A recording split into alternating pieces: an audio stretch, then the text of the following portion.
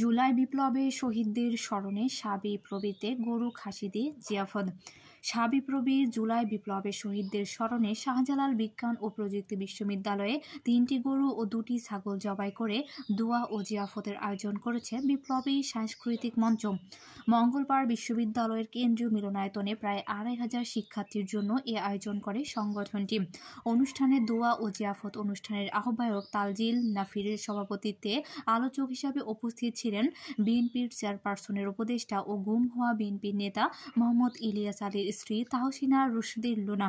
এ সময় অতিথি হিসাবে উপস্থিত ছিলেন শাবিপ্রবির উপাচার্য অধ্যাপক ডক্টর মোহাম্মদ সাজিদুল করিম, শাহপরান হলের প্রভোস্ট অধ্যাপক doctor Iftekhar Ahmed, food engineering and technology বিভাগের অধ্যাপক রবিউল ইসলাম, ভারপ্রাপ্ত registrar Syed Salim Mohammad Abdul Kadir, Sylhet online press ক্লাবের সভাপতি গুলজার আহমেদ, বিপ্লবী সাংস্কৃতিক মঞ্চের উপদেষ্টা ইমরান লস্কর, শাবি ছাত্র শিবিরের সাবেক সভাপতি সাইফুল ইসলাম সুজন প্রমুখ।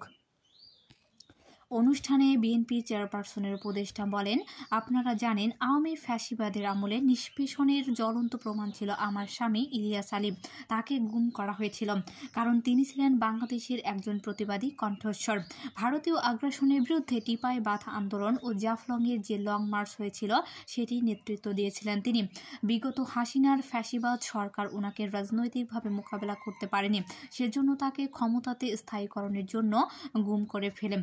তিনি বলেন, যারা আওয়ামী লীগ করেছে তারা স্বৈরাচারের দোসর ছিল, তাদের মধ্যে কোনো ন্যায় নীতি নেই, ন্যায়কে ন্যায় ও অন্যায়কে অন্যায় বলার মতো কোনো বিবেকবোধ তাদের মধ্যে ছিল না।